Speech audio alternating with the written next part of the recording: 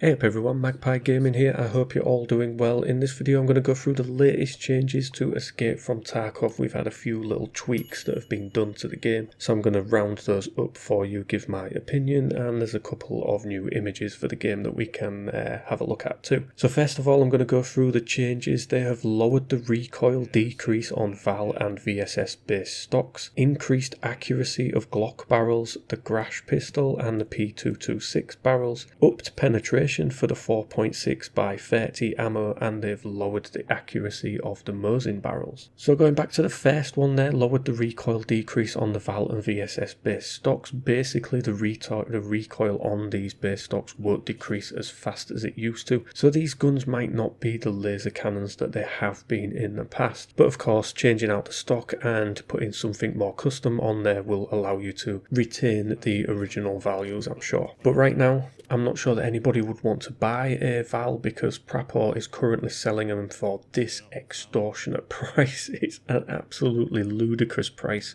for this gun. I mean, I do love the Val and the VSS. They are one in the same pretty much. They are really good close quarter guns. Long range, not so much because they do have massive bullet drop. But that price for that weapon? No, count me out right now. But at the moment on the market, they're going for around 100,000 rubles, which to be fair is still too much for this gun, I think. Obviously, yes, it's a laser cannon, but I don't ever see a lot of people running around with them. The ammunition is of course very expensive. The 30 round magazines, whilst good, it's still sometimes just not enough for the way these things spaff out the ammo. So yeah, I don't understand why the price is that with Prapor at the moment, but there you go. Increase the accuracy of the Glock barrels, the Grash and the P226 barrels. I'm quite happy with that one. It's good to see pistols getting a little bit of love, trying to make them more relevant within the game, obviously. Still don't think we're at the point where the average casual gamer could run with a secondary pistol. You know, it's not going to be something that I would carry as a backup weapon. Still don't think they're great enough against even just medium armor. So yeah, I mean, they're good for the quests where you have to use them, obviously, but to be honest, I don't really bother with pistols other than that. The penetration for the 4.6x30 ammo, not even sure which gun that goes in.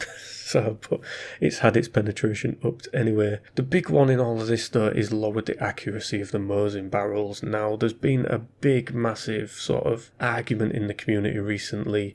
A lot of people wanted the Mosin Nerf in, a lot of people wanted it leaving alone. They said, you know, maybe change the price of the ammo, etc. There was a lot of people that are just basically complaining about the Mosin. I understand that because there are a lot of people out there that get one-tapped by it. My personal experience, however, is that it's been the gun that's probably killed me the least in this wipe. I very rarely die to this weapon. I tend to try and avoid people that I can hear using it. I mean, the Mosin is a very distinctive clap when it goes off, so I try to avoid those people because I know it has the potency to one-tap from quite a generous distance. So I kind of stay out of the way, but now the accuracy's been lowered. It'd be interesting if somebody could do a comparison of how it used to be compared to what it is now. I don't know what value it's been lowered by, but you know, a lot of people are not too happy about that. Obviously we've had the price in the Mosin increase a lot recently, so a lot of people were saying that nerfing the ammo and upping the price would have been a better move. I tend to agree with that. I think it would have been a better one, but there we go, it is what it is. Moving along, we've got this image which it looks a little bit freaky, does this guy? This came up on Instagram today, and this is, we're assuming that this is one of the cultists. Now at first look I thought that this was maybe Sanitar, the new scav boss that will be coming to Shoreline, but then the caption says you never know when they come, so they meaning more, which means there's going to be more of this, so I'm assuming that this is a cultist. Obviously Battlestate Games like to put these things up and never actually give us confirmation of what it is, so we can just assume right now that this is the cultist. So when these will come in the game, nobody knows. Nikita always avoids the question of answering when these guys will come into the game, so who knows, but it looks as though they are fast approaching because it looks like they're getting them modelled, etc. So maybe not that far away. And then we had this other image which of course shows the expansion in the custom zone. I am going to comfortably predict that that's what it is anyway, but obviously this is from a fortified position overlooking the new area. You've got the mounted LMG there as well. Now I know that there's only one that's that's going to be placed in this area, so don't worry, there's not going to be lots of them like there is in Reserve. There's just going to be this one gun. Not actually sure whereabouts on the main building it's going to be, but it does look like it overlooks the full